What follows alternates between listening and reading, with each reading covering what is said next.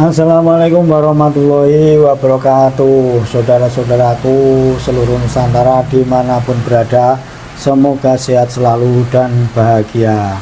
Siapa yang nggak kenal Dai Kondang sekarang ini, di samping Kiai Anwar Zahid yang sudah kita kenal lama, tapi yang baru-baru ngetren, tapi ya sudah lama sih, yaitu Gus Ikdam. Kalau beliau ini datang ke suatu tempat, maka akan berbondong-bondong orang muda, orang tua menghadiri acara itu, mempesona dalam tausiah-tausiahnya.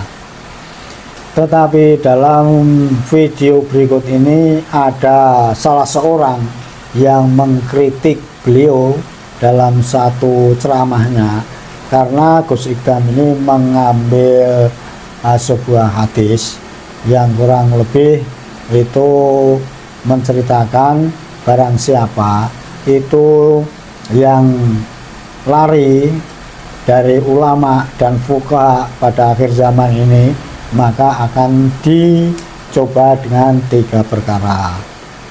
Nah, kata-kata ulama dan fuqaha ini dalam tausiah ini, terus kemudian ada kata-kata meninggalkan kiai, meninggalkan habaib. Nah, kata-kata inilah yang dikritik atau disindir atau dikoreksi lah oleh teman kita dalam video berikut ini. Kenapa harus ada kata-kata habib, kurang lebih seperti itu? Ataukah karena ya kepleset, mungkin saja seperti itu, atau karena semangatnya? Ya, kita berharap semoga ini dalam tausiah ini Gus Ikdam ya mungkin ya ada kepleset sedikit lah, jadi mengucapkan kata-kata habaib di dalam menukil hadis itu. Nah, inilah yang menjadi pertanyaan kita, apakah karena Gus Ikdam ini Muhyiddin Ba'alawi? Kita nggak tahu juga, karena kemarin baru-baru ini mengundang Kiai Said Akil Sirot dalam ceramahnya, kemudian disusul selawatan Habib Syekh. Apakah Gus Ikdam ini juga nggak mencermati atau nggak mengikuti polemik nasab yang sudah berlangsung sekitar 3 tahun ini? Ya nggak tahu juga, karena beliau ini kan terlalu sibuk, jadi dia nggak tahu perkembangan-perkembangan di luar sana. Ataukah sebenarnya sudah tahu tapi mempunyai pendapat sendiri dan masih meyakini secara husnudzon kalau Habib-Habib itu adalah dzurriyyahnya Nabi.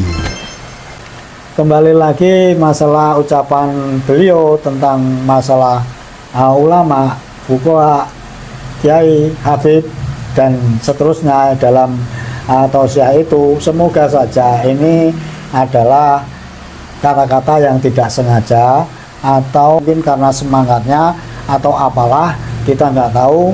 Tetapi ini masalahnya kan didengar, dilihat orang begitu banyak, dan tidak semua orang yang mendengar ini paham tentang hadis yang dinukil oleh Gus Ikdam.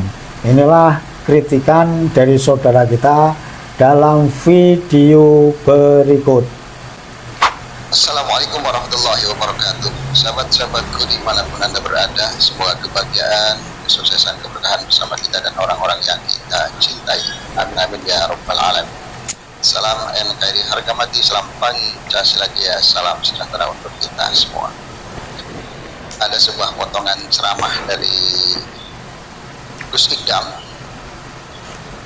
salah satu Gus kita yang sangat masyhur, populer, dan jamaahnya sangat banyak, dan YouTube-nya ada di mana-mana, dan kita senang, bangga dengan ceramah-ceramah beliau, dan salah satunya penggemarnya adalah saya. Nah, namun ada sisi yang perlu kita kritisi ketika beliau menyampaikan. Dan salah satu dawuhnya Rasulullah lagi yang sangat penting apa? Yang cocok dengan panjenengan semua. Saya di zamanun ala ummati yafiruna minal ulama wal fuqaha.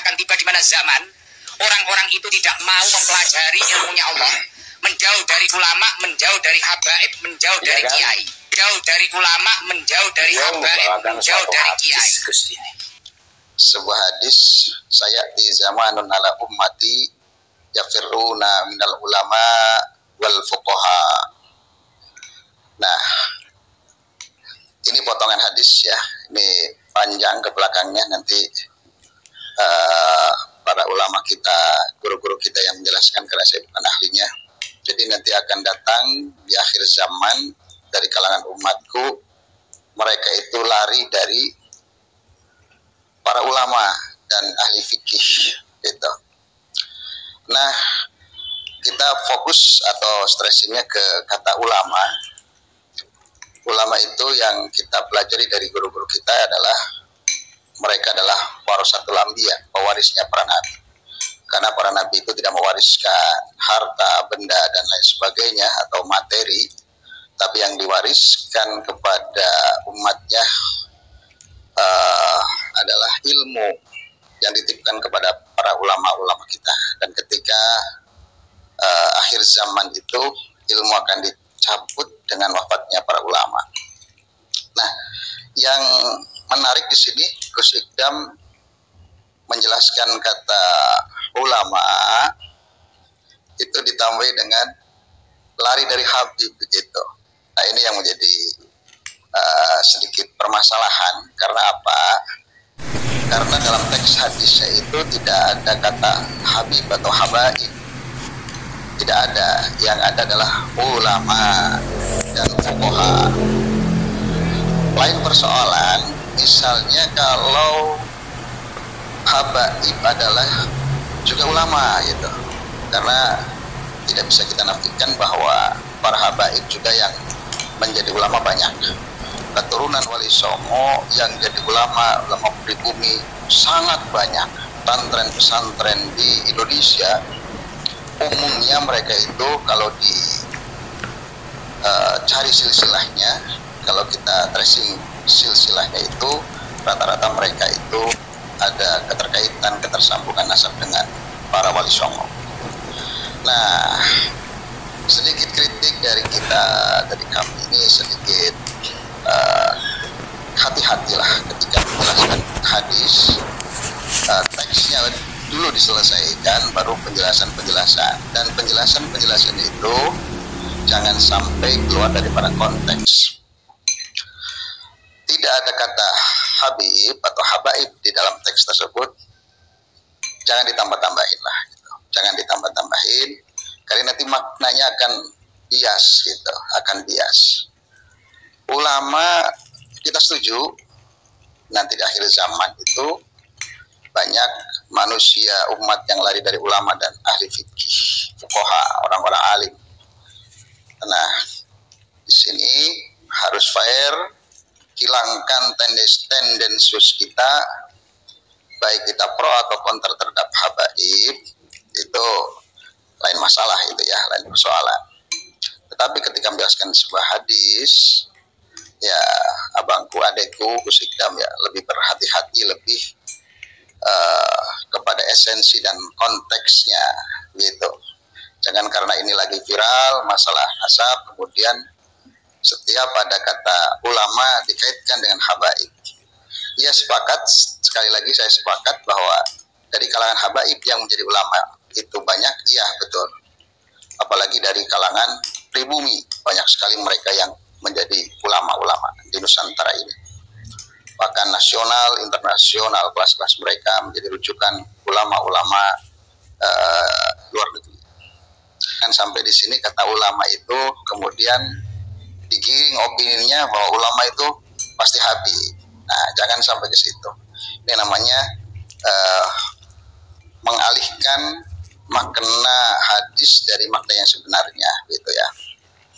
Ini terlepas dari kita pro dan kontra. Sekali lagi, Gus Ikdam mungkin terlalu semangat barangkali dalam menjelaskan ini, sehingga makna ulama itu seolah-olah menjadi identik sama dengan Habib. Nah, itu saja, barangkali tidak bisa panjang lebar karena saya bukan ahlinya. Nanti nanti akan menjelaskan, guru-guru kita, ulama-ulama kita mungkin. Demikian gitu ya. video ini sudah kita tonton bersama-sama. Semoga menjadi pelajaran kita semua. Apa itu fuqaha itu, insya Allah guru-guru kita yang akan menjelaskan. Terima kasih, semoga bermanfaat. Salam takdim, salam hormat, dan salam sayang saya untuk Gus Ikdam. Assalamualaikum warahmatullahi wabarakatuh.